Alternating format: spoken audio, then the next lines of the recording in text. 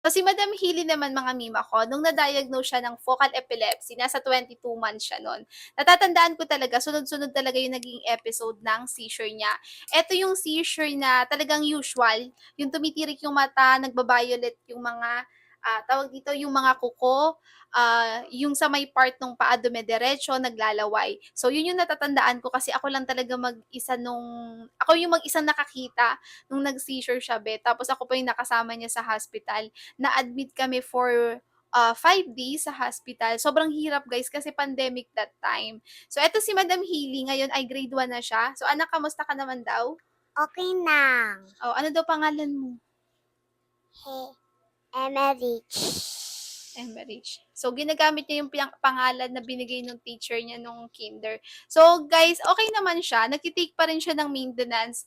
And yung maintenance na tinitake niya, guys, is oxcarbazepine trileptal. So, nagsimula kami nun, 1 ml lang, and last year tinaasan na siya ng dosage at, ano na siya, naging 5 ml na. So, medyo mataas-taas na talaga siya. Dati talaga mga mima ko, yung isang bottle good for 1 month na. Ngayon, nakaka 3 bottles din ata kami.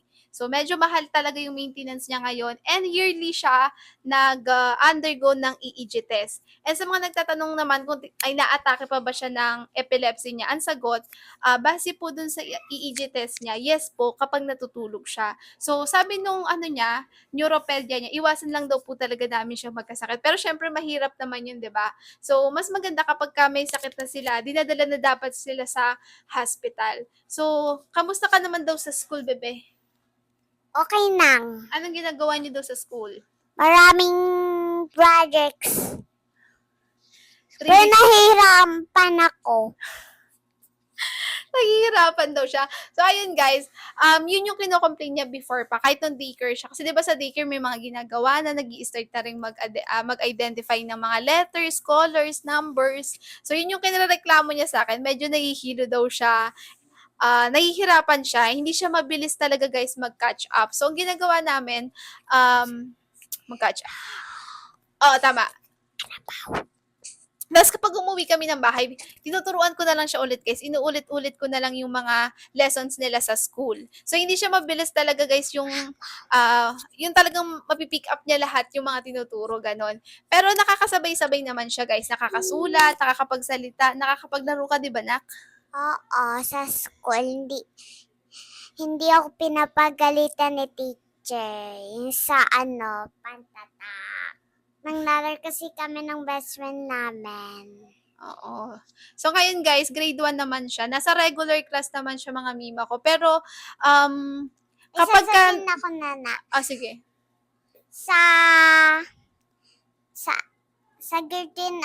sa grade 1 na Gursilyogo, guys. Oo, sa Marcel Agoncillo section nila. So, medyo sabi niya nahihirapan siya kasi medyo madami talaga. Ewan ko lang kung yung mga grade 1 student niya ba, ang dami din ginagawa. Siya daw nadadamihan siya. So, ayun naman, kinakaya naman niya guys. Nakaka-adjust naman siya sa... Anak, wag mo. Sa mga ginagawa niya sa school. Pero hindi talaga siya yung mabilis talaga, ganon. So, kailangan mo siya unti-untiin. So, hindi naman na siya sinusumpong talaga nung actual na seizure, yung talaga natirik yung mata, naglalaway. Hindi naman na ganon. So, sabi ng doktor talaga is kapag natutulog siya. And sabi niya naman sa amin, dati nagko-complain siya, lalo na nung kinder siya. Kasi nung kinder kami, naglalakad na kami na medyo malayo-layo na yung school. Nagko-complain siya na, ano ba anak, masakit yung tuhod niya, yun, iniinda niya. Pero umiinom naman po siya ng Pediasure. So, pinaparesetahan ko siya sa doktor niya ng Pediasure para makaalalay lang. So, again, okay naman siya guys kahit na-diagnose siya ng focal epilepsy. Nagiging normal pa rin naman sa kanya. Yun nga lang iniingatan namin yung ulo niya kasi pag natatamaan siya lalo na sa school, ang kino-complain niya talaga yung ulo niya, nasasaktan talaga siya. Yun yung talagang lagi niya sasabihin sa akin, pag natama siya sa kung saan man, yun yung reklamo niya. Di ba, nak? Okay. Nag-sorry na ba sa yung classmate mo? Sorry. Hindi ako happy.